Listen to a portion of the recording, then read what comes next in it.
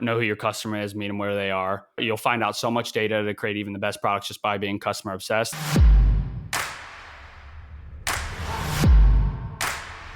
Welcome to the Millionaire University podcast. I'm your host, Brien Gearin, back in the saddle with you today. And joining us on this episode are two dudes who bootstrapped a $1 million online men's skincare brand. And they did this on the side of their day jobs originally, mind you.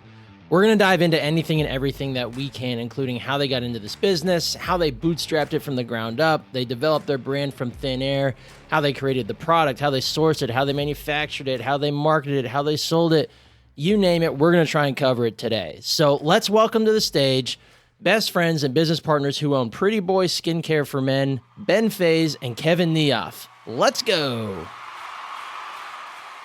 You guys are kind enough to join me today on the Millionaire University podcast. Dudes, welcome to the show.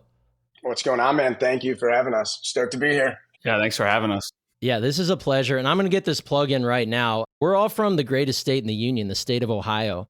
For those who don't know, so Ben and Kevin both went to the Ohio State University. See how I threw in the "the" there? I'm not even an OSU fan, but I threw in the "the" just for you guys. You said it, not us. Yeah, exactly. And Kevin, you played on the national championship Buckeye team in what year was that? 2015. So I was there 2012 to 2016. All right. So national champion football player. That's pretty cool. And that's where you guys met. And guys, we're going to do a whole lot of unpacking of your business, PrettyBoy Skincare. We're going to talk about your journey. We're going to talk about the business and pull back that curtain for our listeners and really get into the nitty-gritty of running a 7-figure brand. So guys, my understanding is that you started out with some heavy market research. Why don't you pick up the origin story from there? Let us know how you guys hooked up, where this idea came from, and then what that market research really did for you guys in solidifying the idea that you had to bring this to the world. So let's let it rip. Yeah, happy to be here, and it's nice to have two Bengals on instead of two Clevelanders, which usually I'm getting drilled by two Browns fans. So now Houday, baby, now we can team up on Ben. Yeah, so this kind of kicked off. So Ben and I both went to the Ohio State, as you said. Met freshman year, kind of hit it off immediately. Got a great friend group there, and we were always the two kids that really wanted to start something. Met back in 2012. I think the whole kind of entrepreneur e-com world was still blowing up then, but it was still fairly new, and we just didn't know what it was at that time. So we were always wanting to talk about how can we start some business? We don't want to work for the man. Fast forward, 10, 12 years now later, we both, funny enough, worked for the same medical sales job, living in the same house, one room apart. COVID hit, ended up going home, shut the world down, ended up going back home to Cincinnati, took an e-commerce class on how to build an e-com business. And Ben and I were still trying to play, had a bunch of ideas that we weren't really keen on, and came back to a typical founder story of what problems we're facing in our life. I was diagnosed with eczema my freshman year of college, started with a bunch of red breakouts, didn't really know how to handle it. I grew up with acne problems. I didn't have an issue. I didn't have skincare like most guys until college, until I had an issue. But we've both been going to the derm for over 10 years and hated a lot of the products we were using. There wasn't anything built for guys the way guys want, from like a texture perspective, a performance perspective. Any male brands out there at the time, I'd bring to my dermatologist and they'd be like, you can't put this on your face. It wasn't high quality products. There wasn't a brand that really resonated with us from a branding perspective of who we are as consumers. And then like a simplicity, just even, we don't want 10 products. When I was getting into skincare, going into the locker room for football, my mom and sister like, here, just bring these products in. It's like, I'm not going to bring 5 to 10 products in and put them in my locker, nor am I going to stick with it. But took that class, we're like, hey, maybe there's something here. Like, there's not really this brand that we want out of skincare. So went 2 years, I'd say it's 4 years now since we started it. We launched just over 2 years ago, but we did 2 years of development. And we're like, we think this actually has some legs, and went all in about 4 years ago on, hey, how do we build the best skincare for men, and kind of set a new gold standard in skincare. We kind of wanted to, everyone likes to use Nike as an example. You think of Nike, it's not just shoes. We wanted to create this kind of clinically lifestyle brand, as we're talking about, or coining the term, this high quality product, but that actually has a brand that resonates with guys, and products that are built the way guys want. We're different consumers than women. And a lot of these brands kind of take that women approach, and a lot of SKUs, thick textures. They're not really listening to what the consumer wants out of skincare. So it's been a fun ride, and get to do it with one of my best friends, which is one of the coolest parts. Yeah, I love that. And the fact that I feel like growing up, we'd always see like on Nickelodeon the commercials for like Proactive or whatever. It seems like the industry of skincare would A, be a really difficult one to crack, and B, for men, there's just not a ton of options. I'm sure that's changing. You guys are part of the wave of making that change. But what was it about initially hatching this idea? I mean, you had a problem, you're entrepreneurs, you needed to solve it. You're like, well, screw it, we're going to solve it. What did you do to figure out that this was something that wasn't just a problem for you, that it was a problem for other guys? Yeah, great question. I know in your first question, you asked about the market research. I think the two questions go hand in hand. When we first started out, obviously, I think one of the easiest ways, and anyone listening who's considering like starting a business, one of the things we always told people and anyone who's asked us since is like, if you experience a problem and if like two people agree on it, then you just go like slightly more outside your circle and see like, does anyone else resonate with it? And if they still do, then keep expanding and just keep doing that exercise over and over until you feel you've gotten the information that validates it. That's the approach we took. So first it was just within the small circle of friends. Like we have a lot of friends out here, our roommates at the time, who were either open to skincare but had no idea how to use it or no idea what products to use, or were actively using something and were like, yeah, I mean, I just use this because this is like the best option I could find. And from there, kind of like validated in that super small circle, and then went out and built a couple different surveys. Our largest was close to 300 customers, and we basically incentivized not only our friends, but just like random people we met, posted on social media, say, hey, we're thinking about starting this company. Would love if you would take this survey. Crazy part is everyone's follow-up question is always, how did you actually incentivize them to do it? And one thing I'll say, and I think this is one of the reasons why we've been very fortunate to have the success we have so far, is that both Kevin and I are big relationship people. We've got our close friend circles, and I think, we treat them well, try to treat them well, try to be there for them when they need something. And so it was a very easy process to just go out and ask our friends to go, hey, can you go put this in a group chat of other people? Can you go ask so-and-so? And try to get outside of, you don't want to just have that like direct linear connection to who's answering the survey. You want to try and get a sample size that's representative of a bigger population. And that first survey answered a lot of like very interesting things for us. It kind of confirmed our hypothesis that guys really do prioritize simplicity. So they don't want to use, like Kevin said, the 5 and 10 step routines. Most guys see like 3 products in a daily routine as like the max that I would consider being called like simple, or something that I'm just like open to right out of the gate. We knew that guys, and this is just like pretty indicative of how guys purchase a lot of products, you need it to work, and you need it to work relatively quick. Guys will pay any amount of money for something that they love and that changes their lives. But like if you buy something that just doesn't do what it says, it's going to be a really quick turn off, and it's going to be really hard to get a guy back. I mean, I can't think of a single product I bought that I didn't like that they somehow won me back later down the road. So we knew they cared about simplicity. We knew they cared about results. We found out some more demographic information, what other brands they like, where they buy other products. And with that was that kind of final validating step of like, okay, this is it. Just like Kevin said, we've had so many ideas over the years, and I'm sure some of them were probably $1 billion ideas, and some of them probably would have put us bankrupt and homeless. But with this one, it's like once we got some of that initial feedback from the people that we were talking to, is like, okay, this like really, really does feel good. There was like the market indicators, kind of, he was talking about the white space. There's no brand that is doing what we're doing. We've seen some people start jockeying our messaging a little bit, but no one was actually like delivering it in the way that they were communicating it. The clinical community, the dermatologists, like no one had that one guy's brand to point people to.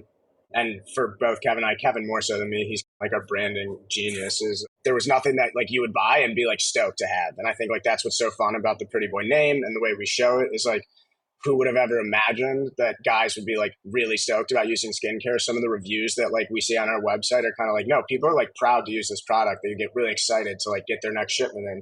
And so that lifestyle element, I think, also came out of that initial survey. And once we had all that data and once we had all those answers and went into the formulation process, I mean, it was just like full steam ahead at that point and never looked back since.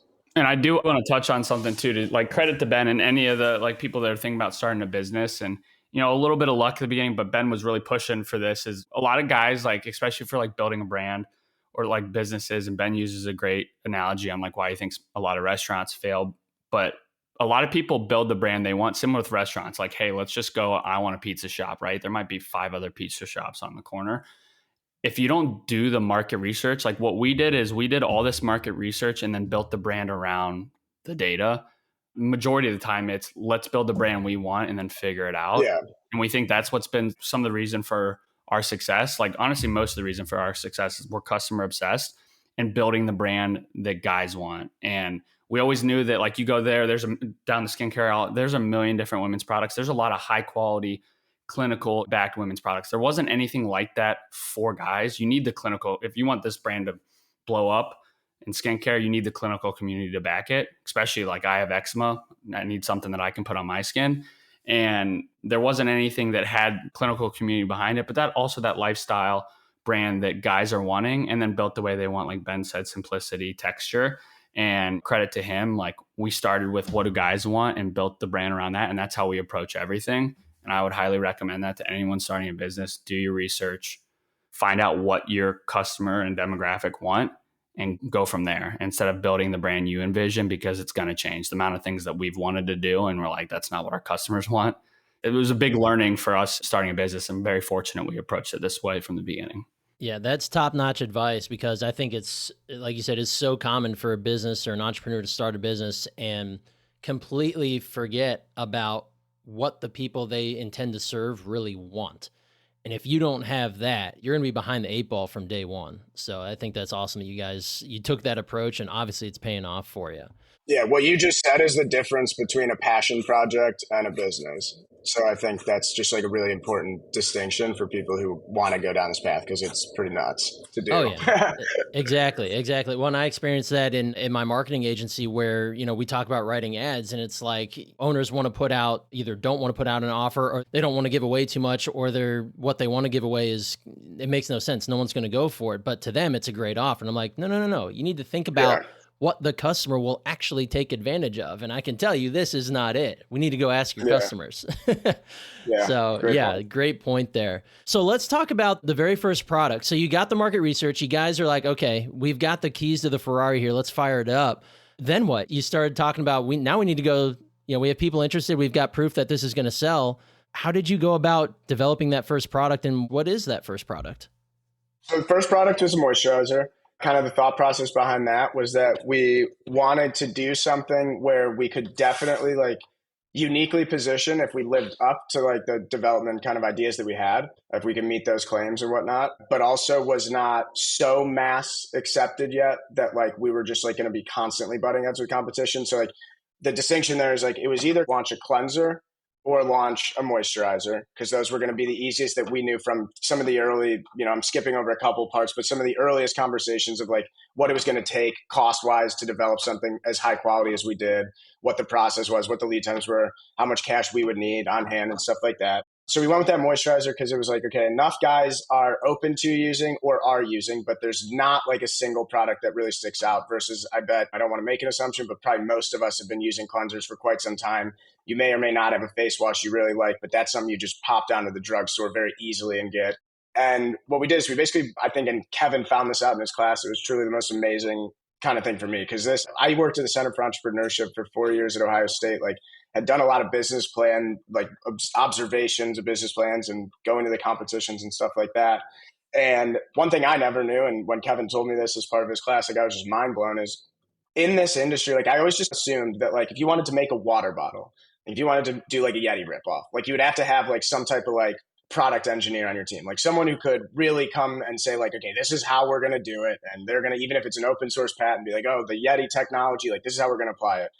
And what you can do is like, you can find these labs. And for someone like Kevin and I, who our IP, I think is more the way we operate the business and the way that we market the business and the brand, plus this product that we've launched that's like so phenomenal. Knowing that you don't have to be like a scientist, a formulator, to go to a lab and say, listen, this is what we want. And our hypothesis at that time was all the things we've already talked about. Can you make a product that lives up to the claims that it targets or impacts or provides results to the top concerns guys face? That's things like dry skin, beard irritation or razor burn and beard itch, aging for people like Kevin, their skin conditions and mitigating flare-ups, and go and look at like multiple of these concerns, provide results for them, but do so in one product. And then that product also has to be gentle enough to be used for people like Kevin, for the 70% of Americans who have sensitive skin. And so we kind of like, both of us really like to work from like the back, from the end goal down. And we just went to them and said, hey, like, is it possible to make this product? And the answer was resoundingly yes. And we're like, so why don't more people do it? Why do people launch so many SKUs? And the answer that continued to come back is a combination of like, I think a lot of people see that there's more money in just having more SKUs. You have more touch points. But we knew guys wanted simplicity. Like, guys don't understand skincare. So why the hell would you like confuse them right out of the gate? And that it costs more. So like, don't want to make any assumptions about any products that we don't know, but we do know that we pay a premium price for our product. That's why it is slightly more expensive than other ones that you might see in our category, and especially of like big retail. But the investment was an upfront investment to say like, well, we're going, if we can meet that hypothesis of having like a multifunctional, multi-skin concern targeting product, but it's just going to cost more. Like for us, that was like a clear yes. And we can get into that later. I'm sure Kevin will have some thoughts on the rest of the process that I just talked about. In this business to succeed and ecom to succeed, like similar to like SaaS, you're very worried about acquisition 100%. But like more than anything, what's going to prop the business up is the returning customers. And like we said, no guy is going to keep coming back for a product that they think is dog shit. So it was a very easy answer to invest like that. And I think just to add on there, and I agree with everything he was saying, like one, so coming up with the products that, we want to launch, like we were going back and forth, but our whole thing is less is more. That's what guys want. We are customer obsessed. Ben touched on it. That's what's separating us, especially from all these other brands. It's high quality products and building a product the way guys want. Cleanser, everyone has a cleanser. We wanted to stand out, and our thought process was, if you go down the aisle, there's a million different moisturizers, serums, eye creams. Like, a guy's like, if you're new to skincare, you're like, what the hell, where do I start? And everyone already has that cleanser. So we're like, hey, let's solve this problem with a moisturizer. You can consolidate it with high quality products. Any dermatologist tell you use multifunctional ingredients. You can consolidate that routine. Let's start with the moisturizer. We create a great product there. We get trust with our customers. When we launch our cleanser, which we just did, people are going to want to buy it. And then the hardest thing is SPF, which we're working on. Again, we're taking a very clinical approach. Is what's the 3 basic products that you need for a basic skincare routine that dermatologists would recommend, which is like a high quality cleanser, multifunctional moisturizer, and a good SPF. SPF's the hardest. So let's start with the 2 products, get customer buy-in, and then it's going to be easier to get them to adopt that final product, which is the SPF. And again, agree with everything Ben was saying. Taking that RIP is obviously the approach, but really, like, you see more and more male brands keep popping up. Our thing is we're building not only the highest quality products we can, take that clinical approach with that kind of lifestyle branding, but really just listen to our customers. We're building products the way guys want. We don't get worried about when another male brand pops up and they have all these different SKUs. It's, we got the data on what guys want out of skincare, and we're going to continue to build products the way men want. So this leads, I got a 2-parter here. How did you guys, figure out the type of ingredients that would be best? Like, did you consult clinicians on that? And then 2, how did you get into the manufacturing world? Like, would you Google search a skincare manufacturer? How did you guys do those? I'll answer the ingredients part, and Kevin has the way we found our manufacturer is a really cool story that kind of comes through him.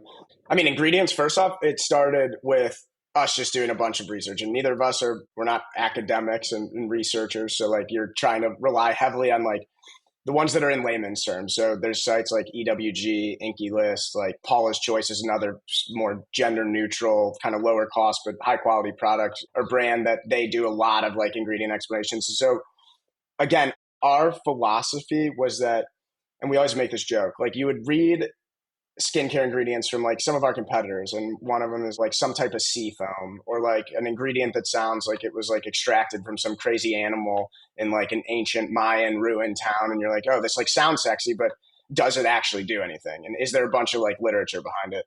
And for some of them, there's like some starting to come out, but for most of them, it's not super proven yet. And we were like, Kevin, big athlete guy, me, like his biggest cheerleader, we were kind of like, okay, if we take the sports kind of analogy to this, like what if we go back to the fundamentals? Some of the biggest brands in the space, Kevin always says this, like CeraVe, they market very specific ingredients. Like their entire brand is around these ingredients that have been used for a very long time, have tons and tons of research done on them, have proven to actually do the things that they say. And we were like, if we're going back and trying to change the game, like we can change the game through branding. We can change the game through our like product philosophy and less is more approach. We can change the game through like our prioritization of textures.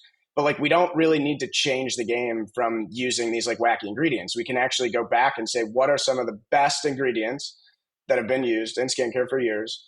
And if we combine those, like that was a question to formulators and the chemists, is like, hey, can we just combine all these ingredients that other brands will have like 4 different SKUs to highlight one each? And the eye cream will have something like ceramides and hyaluronic acid, but then their moisturizer has niacinamide. and squalene and glycerin. And we were like, well, what if we just take like all of those and put them in one product? And the answer was, again, it was yes, it'll be more expensive, but yes, it'll work and it'll deliver the results you want and the texture you want. From there, we then did, like you said, we started building out like a mini team. We have a dermatologist who's part of our team, like formally. We're both ruthless at reaching out to people via DM, emails, whatever. And we got in contact with some people who had also like kind of social media personalities that we felt if they liked our product would then be receptive to talking about it. So like trying to buy into that clinical community, like Kevin said. And from there, it was just a continuous process of like, hey, these are the ingredients that seem to work. Like, do you agree? Would you add anything? Is there one we're missing? Maybe we'd say, okay, we want this in as well. And then when we went to the lab, it's just, hey, these are the top ingredients that we know we want and we want to build the product around. Now you guys, the smart people, the ones who actually do this, you fill in the rest and make sure that they live up to these things. Like nothing socially concerning, no filler ingredients. We always say if it's just in there for show, it's got to go. So like just the ingredients we market are all included in the product at like a functional level or basically in an amount that has actually been studied to do what it says versus saying like, oh, we're including this ingredient, but on the ingredient list, it's at the very bottom. So they basically just put in a little bit very cheaply just to say on the website that they use it. And yeah, it was just a continuous learning process. Had to rely a lot on the experts. We like to always say that we go into conversations as the dumbest in the room, and we try to do that so that we're, again, try to approach this with a certain level of humility that allows us to really prioritize what's objectively right. And again, not just what our passion is, what we think is going to be best, because we know what we're good at and we know what they're good at. And then the way we found our manufacturer is a pretty cool story too.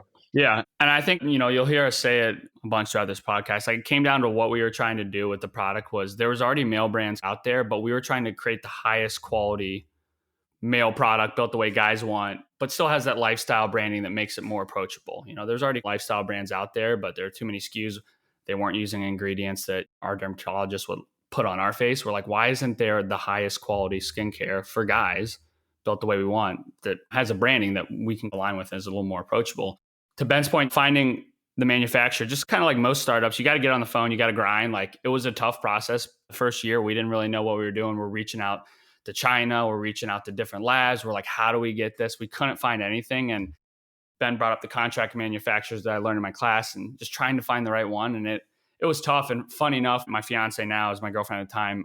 Her boss was part of the founding team of that EOS lipstick. It was like shaped like an egg, if you're familiar. Yeah, my wife has one of those. Yeah. And we were talking with her and she goes, hey, I have a great lab. It's a contract manufacturer focused around skincare.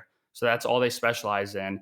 Skincare development, packaging from A to Z. I'd love to introduce you. Now, the one thing I got to praise Ben for is like they're a small boutique company and you got to have your shit together. And the one thing that we'll say too is starting a business is tough. I can't credit to the people that are doing it by themselves. Two heads already is better than one. Like I can't imagine doing this without Ben. I know he can't imagine doing this without me. I focus on the marketing, he focused on the numbers, but then we blend. We think differently, but we have a lot of the same interests. People will say that find somebody that's completely different. We like to say find somebody that's very similar, but thinks differently. You guys get to the solution in a different way. When we reached out to this manufacturer, thankfully for Ben, like we had everything together from numbers, the approach, how we're going to scale this business. And this lab wasn't really looking to bring on new people, but they loved the story. They loved the vision. They loved the plan that we had put together. And we sold them. They're like, hey, we'd love to actually bring you on and take a risk at a smaller company. They're usually taking people on that are a little more established. And thankfully, they really helped get us, they've been in the industry for over 30 years. Like Ben said, go into the room like the dumbest people in the room, not only having the dermatologist, the clinical community, but we had this, group now who was bought in on us, who has 30 years of experience, not only help the packaging, but hey, let's build the best formula possible the way your customers want. And we have all the access and the knowledge to help you do that. So it's cool. After a year of trying to figure out where to go, you just got to keep reaching out and shooting your shot, and ended up finding somebody close to us that actually had a connection and got a little lucky. Yeah. Yeah. Just to be clear, that we've never once, I think, doubted doing this or where this would go. Like we've been all in from the beginning, willing to every single cent that we have will go into this business. And thankfully, I don't think we're going to need to get to that point.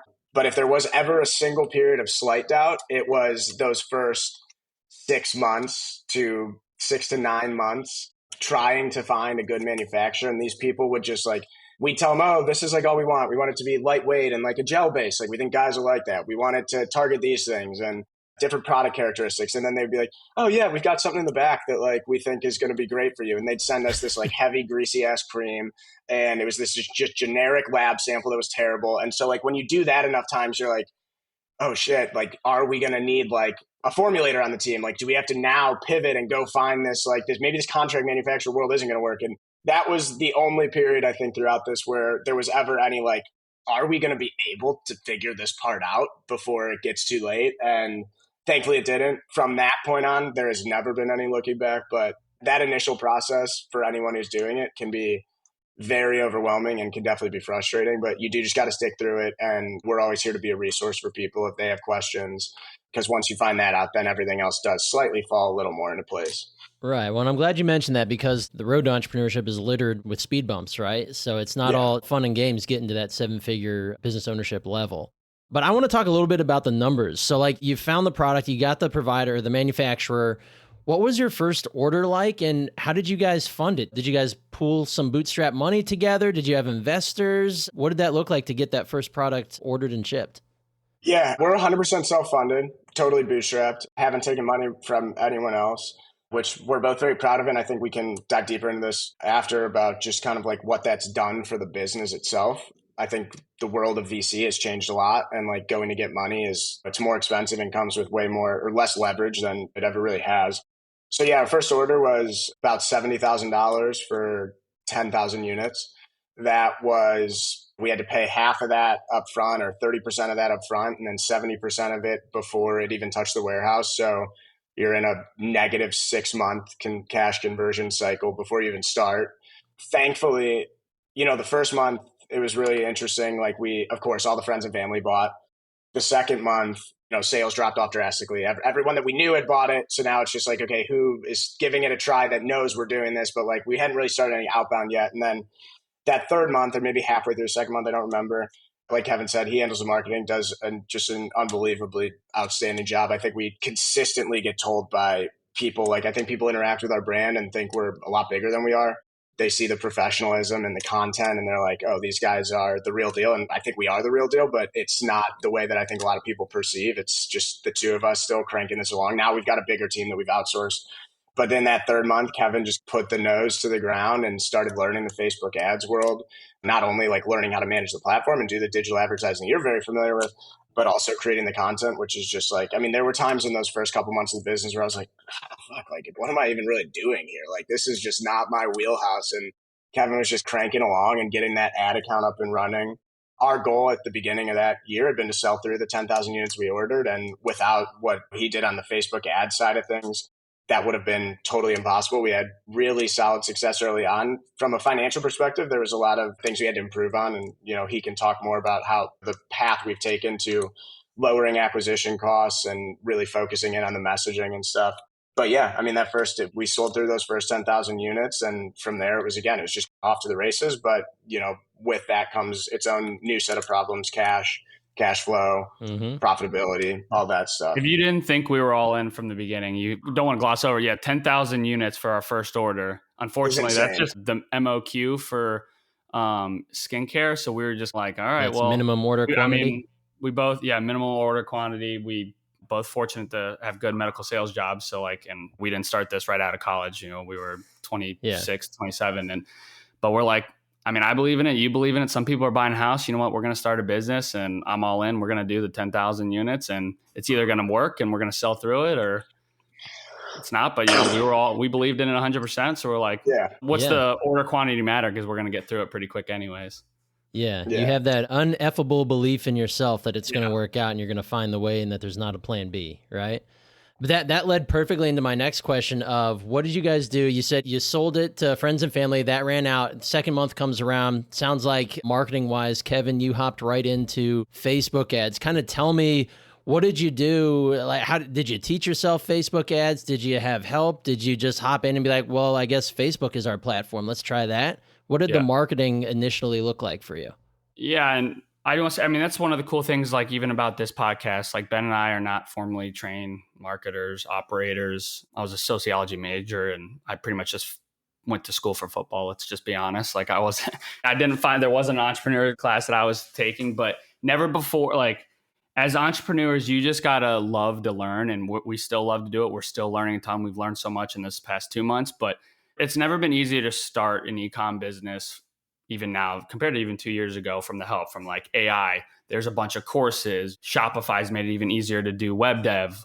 A lot of it just started was, I'm just going to take a ton of courses on how to run Facebook ads, how to do design, how to use some of these other platforms like Photoshop, and now Transition. Canva's pretty great as well. But it really just started out with that, just taking courses like, how do we do this? Facebook was the next trajectory. I mean, a lot of these big businesses, even these 9-figure businesses, are operated on the back of Facebook. We didn't have a social media personality, or I wouldn't say like in the beginning, we had the best idea on how to grow this thing organically. Like you can really take a few different paths on like, hey, we're going to go in all organically and just try to grow it that way, try to grow our organic presence. We went the Facebook route.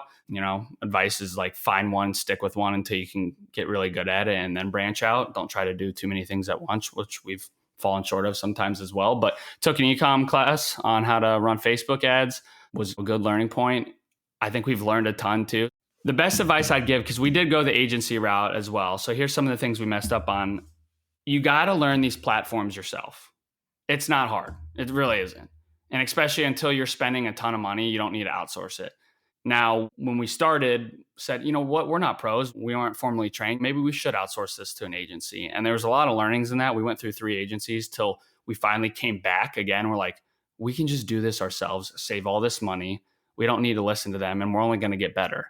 And so I would advise, like, even learn how to do these platforms, learn how to run them yourself. You don't need to outsource an agency until, we're about to do $3 million, and we're not outsourcing our Facebook ads. So do it yourself. A lot of people run it, build an internal team, but a lot of learnings came through that over the past year too. Like Ben said, as far as like our position on like profitability is our number one thing. There's a lot of different approaches to Facebook. We've now sit in the camp of running kind of cost controls. If people aren't familiar, instead of just spending money and trying to find ads, like our issue in the beginning for the first year is it all comes down to creative, all comes down to messaging, speaking the right language to your customers. And it can be tough sometimes to find those ads, and you don't want the account just spending willy-nilly, because it will spend your money. That's what it's meant to do. We kind of moved back into this camp of cost controls where it's not going to acquire a customer. It's going to acquire a customer at that customer acquisition cost that we want. And our goal is to just build better creative to get more of those acquisitions, but not allow it to spend more than what we needed at. And that was a huge turning point for our business. That's what led us to the path of profitability. So what was your Facebook marketing budget when you guys first started out? And what did that like very first ad look like? I think, it was low. We started low. I was like $50 and just kept going up to $100 a day. Honestly, I can't remember what the ad was. I'll be honest, so we did focus on, like Ben talked about, like the high quality people think it's bigger. And we've changed a little bit. So perception is reality. So like we did spend probably a little too much money on high quality production in the beginning. Now, where that helps is people think we're a bigger, more established brand. When you're going to come to a brand you've never heard of, you want to feel that trust. And some of that higher quality production did help. But Facebook is such an interesting platform where a lot of times high quality production ads don't necessarily work. So what we ended up finding is a lot of UGC of me telling my story with just my iPhone was all you really needed. Got to be original. So you can crank out a lot of content like that, just UGC iPhone content. Facebook, what we've learned is your brand doesn't necessarily have to be represented in the Facebook ads. People will figure out who your brand is when they go to the website, other touch points outside of Facebook. The goal of Facebook is to speak to your customers, get them in the door, and obviously acquire them. So we started a little bit with the high quality, eventually learned that, hey, you know what?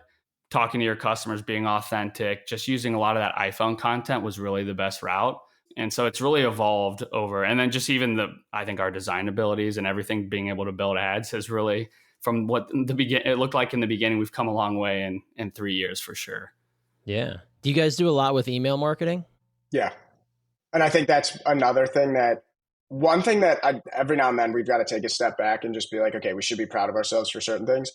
Both of us this whole time have just been very good about, like, we're relentless about going and reaching out to the right people. We're relentless about closing our gaps as quickly as possible. Like, to Kevin's point, and in defense, I know you're part of the agency world. I think where I'll slightly disagree with him is I think it's an unfair characterization that, like, the agencies were, and I don't even think he was characterizing it as this way, but just to clarify, is like the agencies were not the cause of us not doing well. More than anything, the cause of us not doing well was like until we had two events happen. One, an inventory shortage where like we couldn't, our best month ever of ads prior to this happening was with an agency that like we respect. They're really good dudes. They were super, super helpful. Then we have an inventory shortage. And we're like, well, we've just got to cut back spend and we can't afford your retainer. Like it doesn't make like economic sense. What that forced us to do was go really deep into like the numbers. And we hadn't done that. Like we didn't even have a P&L other than like kind of like a bookkeeper P&L. Like we didn't have a cohesive P&L until probably March of 23. So that was basically a year after we started. Like we were just flying by the seat of our pants, doing a bunch of like back of the napkin math on the agency side. Like if you're working with a brand who doesn't actually know what their goals are, then it's going to be really hard to meet them. And so like, I do think that's like a fair defense of the agency thing. But where I do agree with Kevin is brands at our stage should be, I think, running your ads until you're at a bare minimum, like in the 1 to 2 million revenue range. Or unless you have like vast experience and you're like, I know how to offload this. Your financial acumen is really good. And you're like, I'm offloading this because I know the process. For us, we've just learned a lot through that, but we also had to learn the other side, like the number side of things. And now we have goalposts that when we do offload to an agency again, or just a contractor, we know exactly where those goalposts are and how acquisition impacts cash flow and how it impacts the balance sheet and how everything funnels down to a profit number. And like, we just didn't know that at the time. For email, where I was going with that is like that we talked to a brand who's a very big brand. I bought their products multiple times prior to us getting connected with the founder. And they told us that they like were just really starting to invest in email and like SMS. And this was like 4 or 5 years into the road. I think Kevin and I are both so obsessed with like, we're perfectionists 100% at heart. That can lead to like an analysis paralysis like happening every now and then. But like, because we're both like that, especially within our respective like kind of things that we work on, like email and SMS, like from his course, from everything we read, it's like, oh, like these are the bedrocks. Like me and him used to sit there and go, I don't understand how email is going to be such a priority. Like I literally created another email address that I use only for signing up for brands because I just don't want to get the emails from anyone. But then everyone's telling us like, you have to do this. This is going to be a huge revenue generator. And for us, it is. It's like 25 to sometimes 30% of revenue. And we just, from a very early time, like we were just like, okay, well, it doesn't make sense to us yet, but everyone says it. Like we always kind of like, our thought process is, okay, what do the experts say? Does it make sense to us or not? Like, if no, then like revalidate. But like, if the experts still say it, then do something. Or if there's an opportunity, like we'll always trust the person who has more experience than us first, like a little bit, and use that as a buffer until we can learn, take away from them what we can. You know, each of these agencies, we took away different things. One was better at testing angles than the other. The other was better at the unit economics and like financial management of the business. The other one is actually like the worst agency we've ever worked with and is potentially getting sued right now. But yeah, we always knew that we had to do the things that other people, like we would always just listen to what kind of was best practices and find a way to implement them and then put our own spin on it. Or we'd start by putting our own spin on something and then the expert would come in and prove that our spin was like in the right track, but wrong. And like, we just, again, super committed to being agile and adapting, taking in the best information at the time. And I forget who had the quote, but an older person in history has a quote of like, the most respectable person is the one who like changes their mind or changes their opinion when presented with new information. And that's us. I mean, we could change philosophies like 4 times in a month. If we go, oh, that makes more sense, like boom. And then if someone else tells us something, like we're never super stuck in our ways except for what we know the brand is meant to be. Like we'll never compromise on our values and what the brand is meant to be. We'll never compromise on like product quality, but for anything else, like we just want to learn and we want to find a way to do it what's best for us, but also like what's been proven to be best. Yeah, absolutely. And just from the email side of thing, coming from the ads and email world, like an ecom email it's the way to print money. Like it's unbelievable. You guys already know that, but that's, if you're starting an ecom brand, if you're going to do anything at minimum, get your email list going and handle that before you spend a single dollar on ads, even looking at it from that angle, because so much more can come from email, especially right off the rip. I would say too, real quick, the other thing is just, I mean, we talked about the brand or whatever, and Ben was saying like, what do I even do now? Like the other thing like we talked about the surveying the data. One other thing too, it's so important and it's cool to see how evolved just Ben has gotten over the past like 3 years, but like how important, I'm not a numbers guy, but how important the numbers are from the get-go. It's never been easier now to find these like templates, the P&Ls. Like Ben gets compliments all the time. Like, we're going to be a $3 million business this year. He's running in this like better than like some $30 million businesses just based on our mentors that run these big businesses. And it's been a game changer for us, to profitability, to how we're tracking. Like, it is so important. One of our other mentors, like, there's a book that says like you can have 5 different creators or whatever, but like finding an operator is like one of the hardest things. And the operation of the business is so important. That's what's really been the game changer, I feel like, for us. And I always use the analogy, I make the car look pretty, but Ben's the one driving it and making sure it's running smoothly. And getting that set up from the beginning is crucial. Kevin's going to make me cry on the call. But I just want to we talk, everyone wants to focus on the brand in the beginning. And yeah, it's important, it gets people in the door, but like the operation of the business we talked about in the before call, like to me, I'm not even the numbers guy. Like, that's the most important thing. Like you said, you could be running a $10 million business and you're like, well, how much money are you actually bringing home? Like, could be nothing. Yeah. All it is it's further evidence that we work extremely well together, and that without either one of us, like, this business wouldn't be what it is objectively. There's just no way of going around that. I think one thing just to add on to that, because I could not agree more, is like my biggest, it's not a regret, just my biggest learn. Anytime I talk to someone who's talking about starting a brand, is like Kevin just said, aside from having starting your brand identity and like starting to talk through messaging, like those are such core components of launching. Like, without that, you have no sales, and then numbers don't mean anything if you don't have sales. So that part, I do think it comes before this. The earlier that you commit to having any level of financial acumen and financial kind of excellence, it would have changed the game for us at an earlier time. Like, us knowing to go after certain metrics and going after certain profitability goals and cash goals early. I mean, we finally now are out of this cycle, but there were 2 or 3 separate times where we had to go put right in like more like 20, 30 grand checks. And what really prompted this was we got to a point where we both looked at each other and we said, listen, we're both willing to die on this hill. Like, we'll empty out every bank account that we have, but like, do we seriously want to just keep dumping money in? And we haven't even attempted to really change the one thing that would change us having to do that. And once we did that, we went on like a 6-month streak of being profitable. We accumulated an immense amount of cash. We paid for our first and our most recent inventory bills completely out of cash without having to worry about money coming in. And like, that's when business becomes fun. That's when the marketing stuff becomes fun. Like, that's where when Kevin, he says he's not a numbers guy and he's learning a lot of that stuff very well, in the same way I'm trying to like catch up on some of the marketing. But like, how I positioned him is, I was like, the second that we can start making this the priority and that there's more money, I was like, that's when I always worry that Nike's going to come in and steal him as like a creative director at some point. And I'm like, the second that you get this, that we're more profitable and we have cash churning through the bank accounts, like, you get to go spend more of that on the fun types of marketing, not just doing like phone ads and sitting in Canva all day doing like static ads. Like, that's when all of a sudden we can go take big swings. And I just think that there's been too much of a focus for too long on just growth at all costs. And that's not what's going to pay you. Like, we are finally paying ourselves. And after 4 years of working for free, like, I mean, what are we doing? This isn't like the freaking charity center.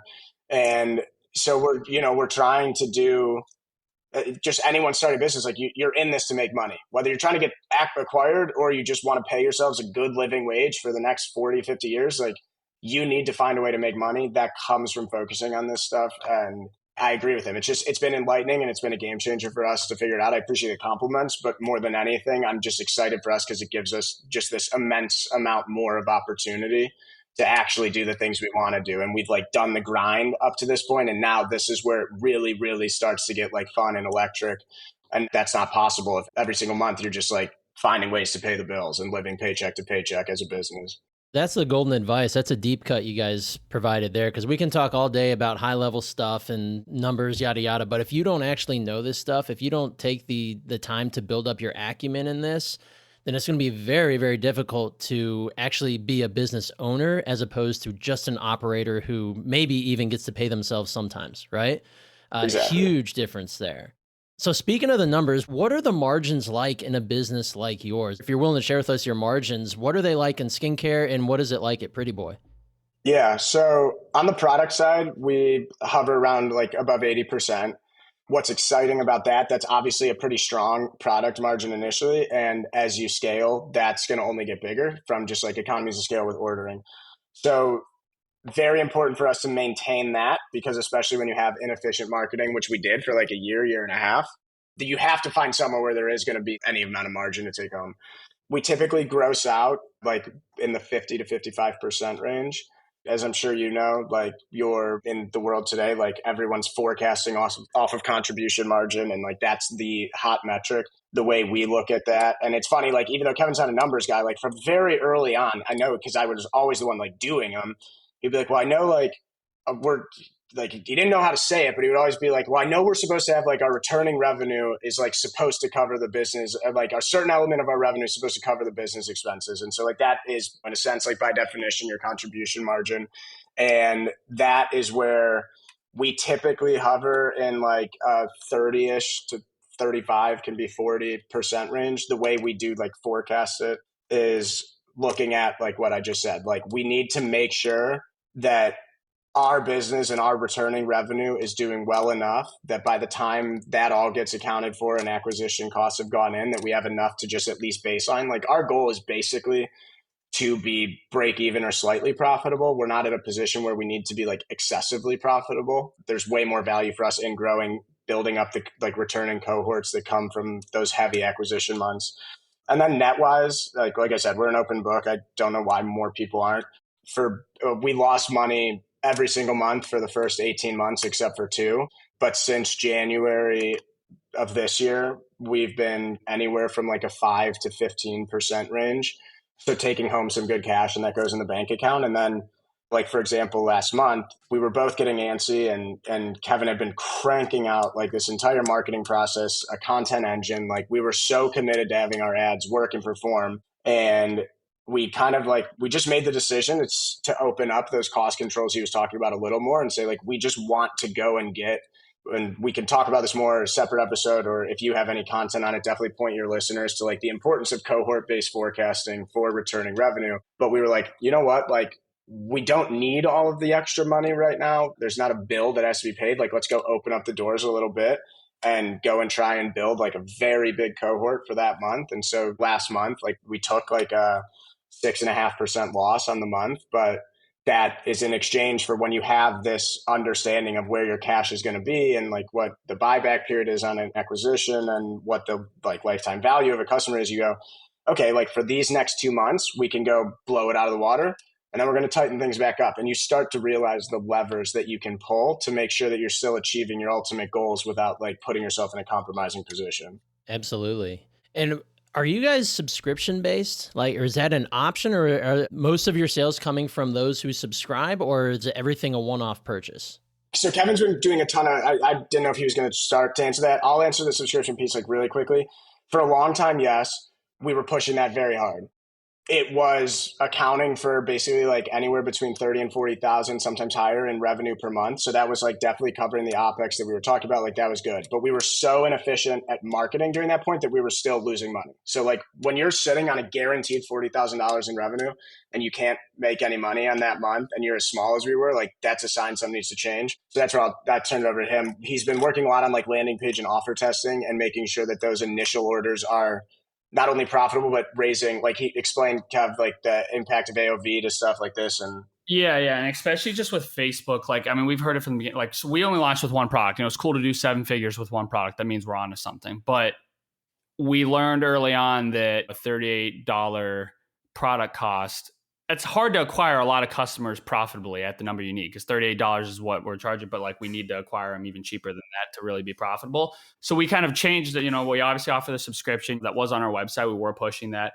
We've now just, even with our mentors, like pushed more towards one, landing pages, advice on Facebook, like understand your customer, the messaging, like make sure you're speaking to them the right way, and then make sure you can tailor that message so it's a full funnel of like, this is the ad and it's going to a landing page that kind of correlates with the ad. You have a higher conversion that rate or conversion chances with that. And we've been pushing now to raise that AOV. So coming up with different offers like bundling. We obviously just launched our newest product. So there's, you know, a starter kit now, but our goal is like, if we can have a higher AOV and increase that AOV, it's going to become easier for us to acquire customers at a profitable rate and then allow us to grow. So like the past couple months has really been pushing to increase that AOV up to allow us to acquire customers profitable. That's average order value for those who aren't quite sure. Yeah. It's funny. We started in the beginning where we're like, God, everyone's using all this lingo. And I'm like, I don't understand it. And now we're the ones freaking doing it. So average order value. But that's really the name of the game, especially starting out, is like you want to try to everything from your website, upsells, cross sells. Obviously, you want it to be smooth and, not piss people off. But the goal is to try to increase that average order value because it's going to make things a whole lot easier to acquire customers. Absolutely. Well, we're going to be wrapping up here in a little bit. I have kind of a zoom out question that's sitting at the top of my head right now.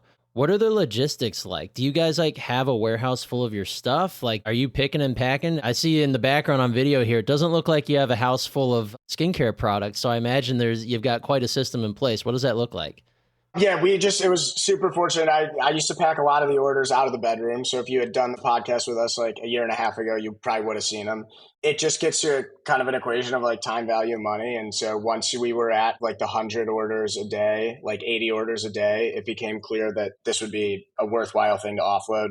Went with one 3PL and they were great for a while. We unfortunately, they encountered a cyber attack around the holidays and that just didn't go great for us and the customer experience. And so a guy who actually helped mentor us through that, like he just saw we posted on a forum about like how to deal with some of this. And he called and he's like, hey, I actually have a company, but it sounds like you guys are kind of screwed right now. Like I just want to make sure. I think that's one of the best things, quick sidetrack, is like this community is so insanely helpful.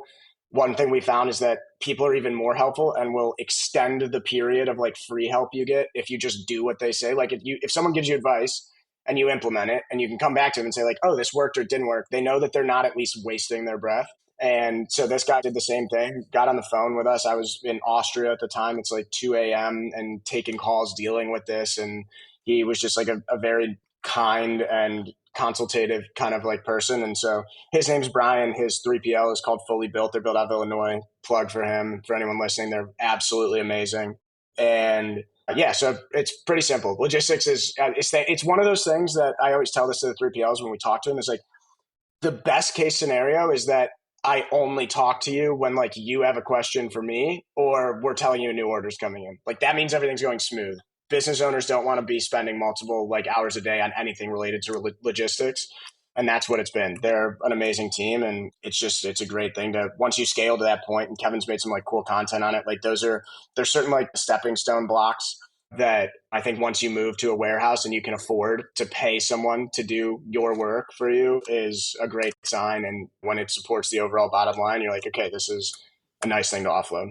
But if you go to our like Instagram, yo.prettyboy or yo.prettyboy on Instagram, you'll see some founder kind of videos. But we did do for just over a year, 10,000 units showing up to our apartment stored in. Wow. I had moved in with my girlfriend and we just kept my room and put 10,000 units in there. You can see it. So we did do the grind work in the beginning and then fortunate enough to offload it. It was fun, but after a while, you got to focus on other things in the business to help it grow versus then you start packing orders all day. Right. I love it. And we might even need a part 2 here because I want to ask you guys how you sell. You sell via the website, but did you guys ever branch into Amazon? Like I know that's a whole nother topic, but do you guys currently sell on Amazon? Yeah, I'm growing super fast on it. So okay. Anyone who pays attention, I think Sean Riley at Dude Wipes, he talks a lot about that. And that was like when we really, basically his general philosophy from what I interpret is like, if you are a small brand who's worrying about the things Kevin's talking about with CAC, who's worrying about cash, like so Facebook is objectively the best platform to get eyes on your product, but Amazon is the best place to get your product into people's hands, like no doubt. And if you are struggling and you are doing this small and growing and scaling slowly, like there is no better place to meet your customers where they purchase than on Amazon. And so we went through, like we did one stint with Amazon and then due to inventory, like, oh, well, we make more money D2C, let's pull it back off. And then like we went back on and it was a slow ramp up. And now like that's a priority for this year is like, we want to maximize that channel to the best that we can. Our marketing metrics on there are definitely better than D2C. Like the potential for us to be more profitable is there. You'll obviously be more profitable with your own traffic, but if your marketing's not where it needs to be, like if the metrics aren't where it needs to be, then like that can inverse really quickly. And so Amazon's been a very steady channel for us. We're super committed to it.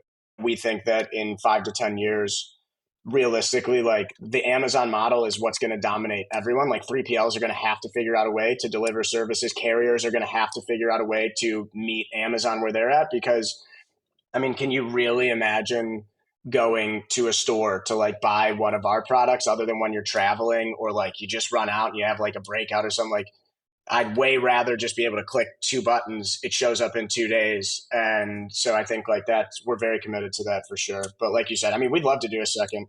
Meet your customers where they are. And there is a correlation with Facebook ads that guys go, then we'll go to on Amazon. I mean, I buy all my stuff on Amazon. Where are guys buying products? Yeah. I'm going to Amazon. Yeah. Amazon.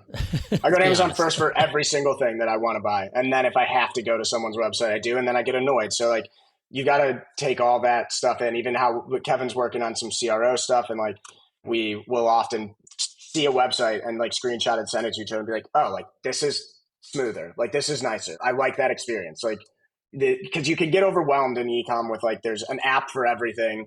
There's a flow for everything. And it's like, just make it easy. Like if your product's good, your messaging straightforward, like just make it really friggin' easy for people to interact with you. Otherwise they will go to another channel that might not meet. It's our ethos. Less is more. Make it easy. Make it simple, easy products. And one thing, just, I know we're going to wrap, but I've told this to a couple of people recently, and me and Kevin feel this way. It's literally just kind of like a last piece of advice for anyone who's at a smaller stage or a growing stage. Like, I think the biggest thing that has impacted us is we changed our approach to just how we were learning. So yeah, there's a lot of good classes online. Leverage those for sure.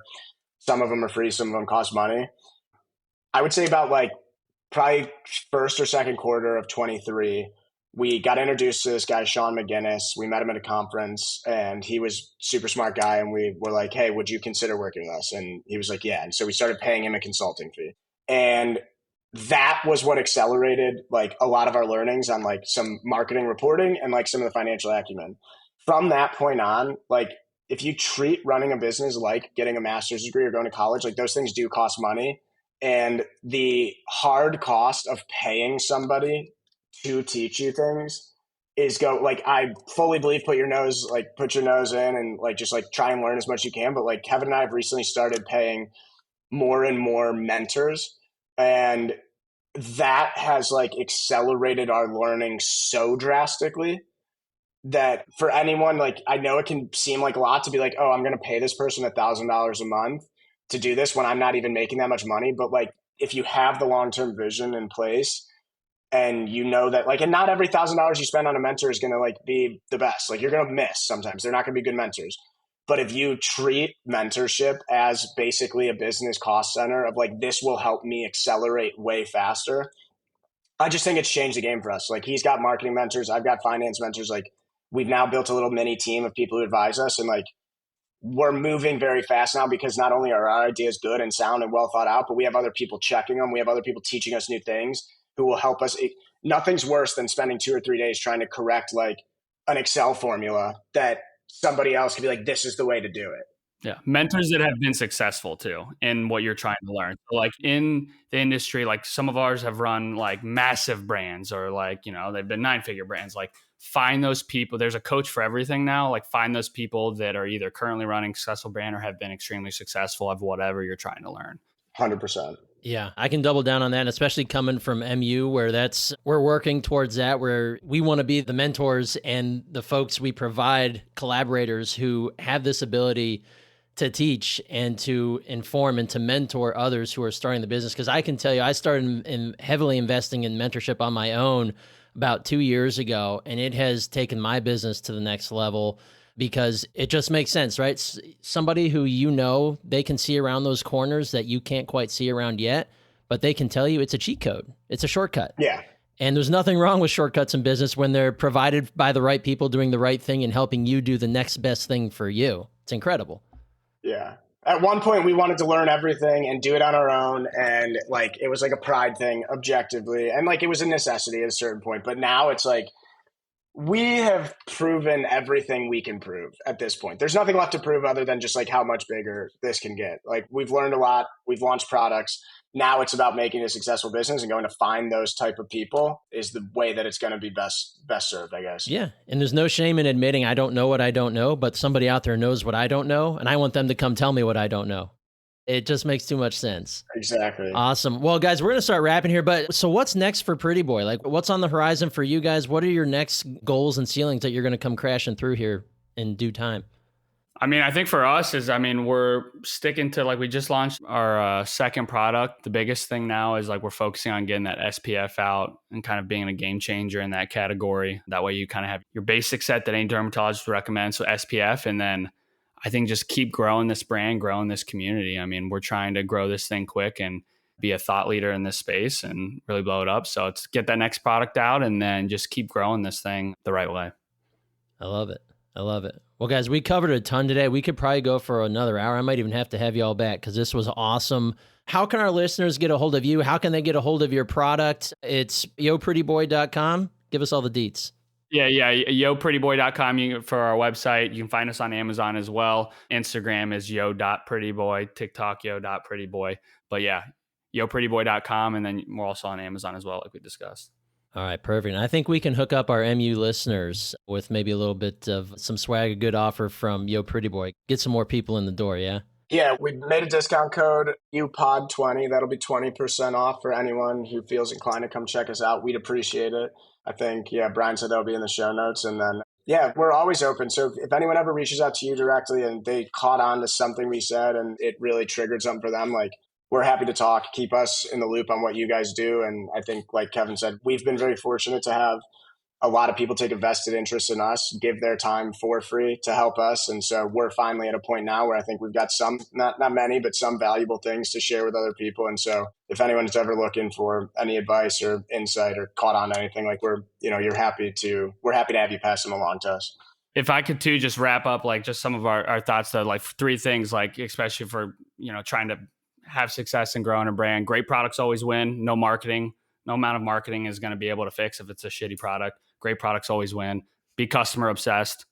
Know who your customer is. Meet them where they are. If you can be more, you'll find out so much data to create even the best products just by being customer obsessed. And then just be different. Stand out. Don't try to be like somebody else. We're trying to get better at that, but just be different. I love it. I love it. Guys, well, this has been awesome. Thank you so much for your time and knowledge. I think we've got a whole bucket full of knowledge bombs that our listeners are going to eat up. So thank you all. It's been a pleasure. Awesome. Thanks, man. We appreciate it. All right. Take it easy, brothers. All right. Let's hear it for Ben and Kevin. These guys seriously brought the noise when it comes to the knowledge of running a 7-figure online direct-to-consumer business. And guys, the one thing that really stuck out to me was Ben and Kevin both mentioned that top-line revenue is great. It's one thing. But if you get hung up in it and you don't care about your profitability, if your numbers are all amiss, then you're going to be in a huge problem, a big pickle in your business. So always be focused on that bottom line. What is the profitability? That's the biggest thing that I took from today's episode, amongst the litany of other things that these guys shared with us. So thank you to Kevin and thank you to Ben for joining me. This was a big pleasure of mine. And to you, our loyal listener, I have but two humble requests. First of all, if you enjoyed this episode, do me a favor and text your best friend, maybe your business partner, whoever it is in your sphere that you think would enjoy listening to this episode. Shoot them the link to this and let them enjoy it as well. And number two, if you haven't already, go to millionaireuniversity.com/training and download our free business course. If you have not started your business, this is a perfect way to kind of get your feet wet and instruct you on the types of things that you need to do before kicking off and helping you take that first piece of action and to start living your dream, being a business owner. All right, guys, that's it for me. Brien Gearin signing off here. I cannot wait to see you back on the next episode of the Millionaire University Podcast. Go crush it today, my friends.